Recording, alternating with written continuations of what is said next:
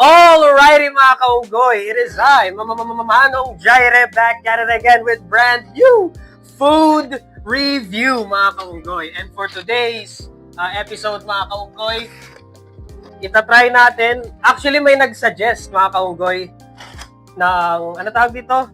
McSpicy Burger. McSpicy Burger. Nakita ko to sa comment section. Yan, McSpicy Burger. Pasensya na kung naiinginig na ako kasi gutom na ako ngayon mga kaunggoy. Ang haba ng pila sa McDo mga kaunggoy, no? Now, tingnan. Medyo na ano siya. Medyo na yung, pero so far, okay siya. No? So, ang presyo po nito is katulad siya ng Big Mac mga kaunggoy. So, ang Big Mac is 169 a la carte. Ito, 165 a la carte, no? So, medyo mataas yung expectations ko dito, lalo na nakikita ko ang daming nag-order nito. Ang daming nag-order nito, hindi ko alam kung bakit. And nakikita ko to lagi sa commercial mga kaunggoy, no? Ang daming nag-aano dito sa commercial, no? Daming nagpo-post tungkol dito, hindi ko alam kung bakit. I don't know why people are yapping about this, no?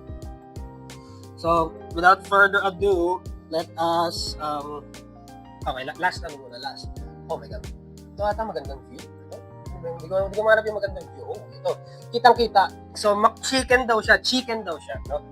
So, without further ado, test!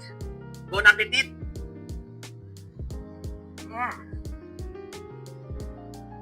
Wow.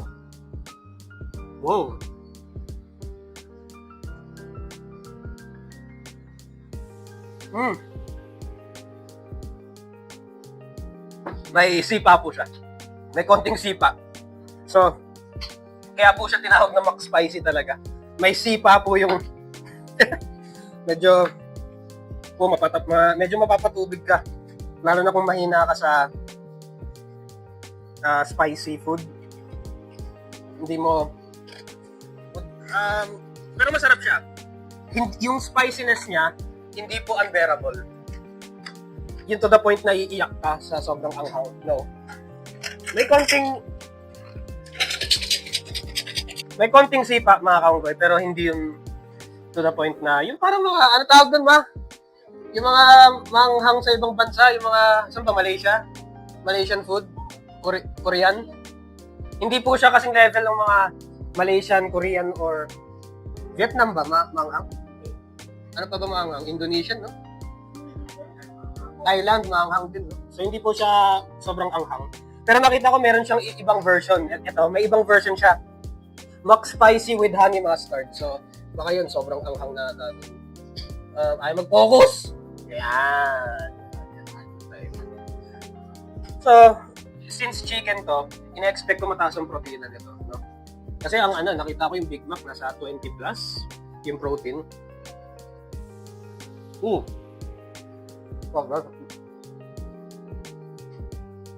Gusto ko yung spiciness, crispy. Gusto ko yung crispiness niya. Oh. Pag malaking chunk, lalo na bandang loob, yun yung manghang. Titikman ko ng aking ina. At kayo ni Papa, gusto yan? Medyo nakukulangan ako sa lettuce.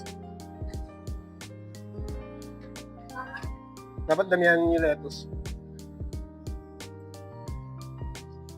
Kulang yung lettuce mga kaugit.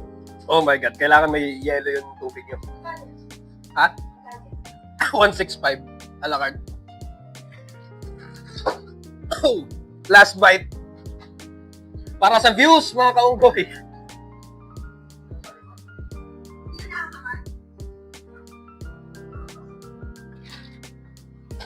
So sabi po ng aking itay o ano?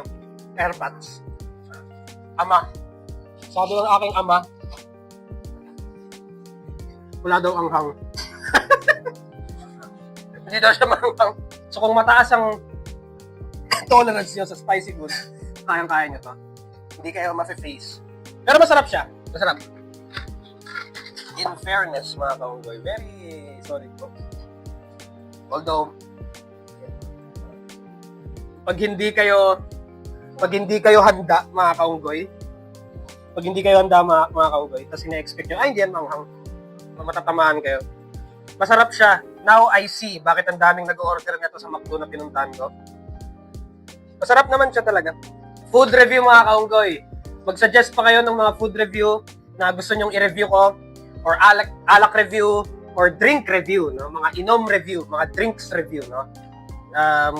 Pupuntahan natin yan, mga kaunggoy, no? Lahat kakainin, lahat titikman, inumin, kahit ano, lalasahan natin lahat ng may inom at makakain at kung ano man, mga kaunggoy, right? So, suggest lang kayo down in the comments and I will consider it, no? And that's the bottom line because Manong Jaire said so. Always remember,